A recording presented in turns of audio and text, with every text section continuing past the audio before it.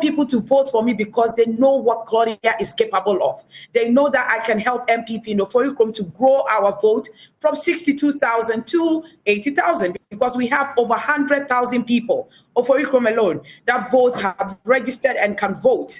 But last election, we got 62,000. That means in Oforikrom, we have almost 40,000 people that did not even bother to go and queue to vote. Have you found this process? Have you found this process too expensive? Absolutely. Very expensive. I think I should have mentioned that's one of my biggest shock but also it could be that my constituency is really big, and it could be that because I have almost 1,200 delegates. So working within a constituency like that is, you need a lot of resources to do that. And it's not easy. It's been hard. It's been tough. It's really draining of time and resources. Has the vice president backed you in this race? No, the vice president wouldn't do that for any reason. That's no way he would do that. He wouldn't do that. He knows I'm into the contest. He knows I'm contesting just as any other person that I had to inform and talk to is aware. But I'm doing my campaign on my own. I'm running a very decent campaign. I'm running a very frugal campaign. And so I don't think I have been lacking to depend on resources from government or my office. Has the vice president given you resources? Has he supported with resources? Money? I've not received any resources of that nature yet. I have his blessings to contest. I informed him. He wished me well. Obviously, prayed for me, and indeed encouraged me to contest. And at the end of the day, even advised that my good works will speak for me. So yes, he's with me. He's supporting me. But in terms of coming to the grounds to campaign to people, that has not happened yet. From this point, is it the general elections that we talk about inducement or within the internal elections? I do not know if there are any laws pertaining to that. Because within the internal elections, we motivate our people because the party officers, we think about their welfare. They're not being paid. So if I am taking care of the welfare of a student, that person votes for me on a certain day. Are you going to call that bribery because he's been taking money over some time? You know what I mean? And then that person who says that I'm going to vote for you, I need my child is in the hospital and you pay for the fees. How are you going to translate that? So I think we need to look at the laws within that context. Then there's a clear demarcation of bribery in voting and actually helping people within that. Now, ahead of the NPP Parliamentary Primaries on Saturday, delegates are already inundated with material inducement from aspirants for their vote. But the NPP says it strongly frowns on vote buying. The Deputy General Secretary of the party, Haruna Mohammed, says the party is ready to prosecute any allegation of vote buying, provided there is glaring evidence. The party will go to the polls on Saturday to fill some 105 constituencies with parliamentary candidate. Haruna Mohammed joins us via Zoom for update on this and other developments. So it appears vote inducement is still taking center stage in the upcoming primaries. How is the party positioned to deal with this situation? Thank you very much. I will take this opportunity to say good evening to your cherished viewership. Having listened to your show and the persons that have spoken, I have not heard any shred of evidence that portray to the fact that there is some vote buying. Indeed, I've heard about using resources to run around and how expensive it is. Definitely, if you are running in a constituency that is far apart, you definitely need a vehicle, you need fuel, you need to be able to resource yourself. But you heard the people mention. One of them said, I have a constituency of about 1,200 delegates. Why would she mention that number if the delegates are not demanding something?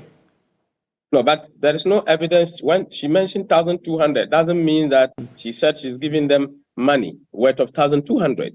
She just mentioned the huge numbers. Come to where Adjoa the same person I referred to, speaking on PM Express just on Tuesday here on this channel, said she spent over 1.2 million within a year on this exercise alone. Isn't it something that the party should be worried about? That is not verifiable. People will sit down and tell you what they have spent, you have to put them to strict proof as to how this money is being expended. Remember, this constituency is talking about is town.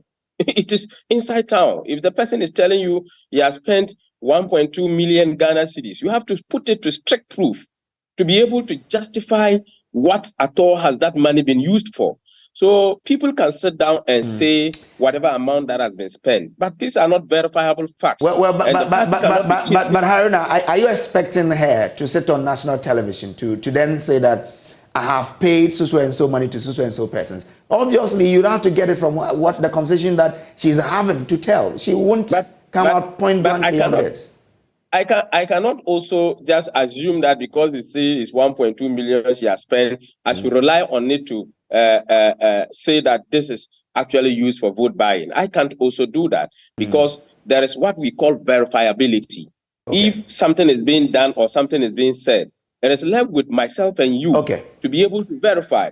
Just as I used to say, as a media person, when you are just as you are in the studio, they tell you that it is raining heavily outside.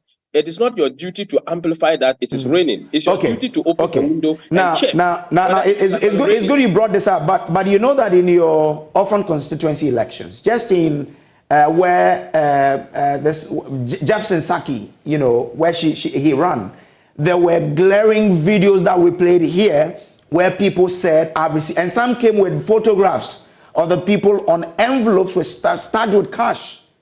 I mean, OSP is even investigating some people. So on that, if the party is serious about checking all of these vote buying, what have you done about that? In the same studio you are, I sat in the studio and I said that we are just seeing videos. We are seeing people saying that they have received money from so and so, and we cannot verify whether those monies that were given to them was by those persons because they were holding money. As to whether they gave it to them, they were holding envelopes with money. Well, as to whether those people enveloped those monies, we can't verify that. And also, what was the reasons of which these monies were given to them? I sat in your studio and said that I cannot verify that. But the party frowns on vote buying. And our laws in this country. It's interesting that a party that frowns on vote buying, after all this period, after that election, I mean, you've not been able to verify those claims, but that's fine. It's 3 days to the polls, and how's the party preparing for the big day? Yes, the party is well prepared for 27th of January. We have 104 electoral areas, that is constituencies that will be conducting elections, 33 of which is unopposed.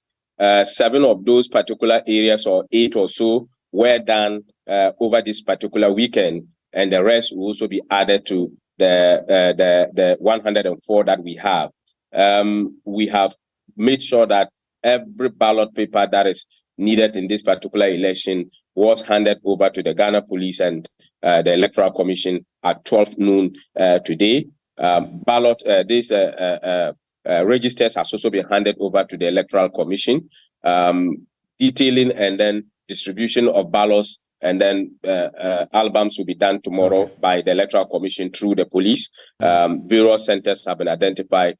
The police has taken center stage in terms of the security of the ballot. The Electoral Commission has made adequate measures to be grateful. Thank you very much.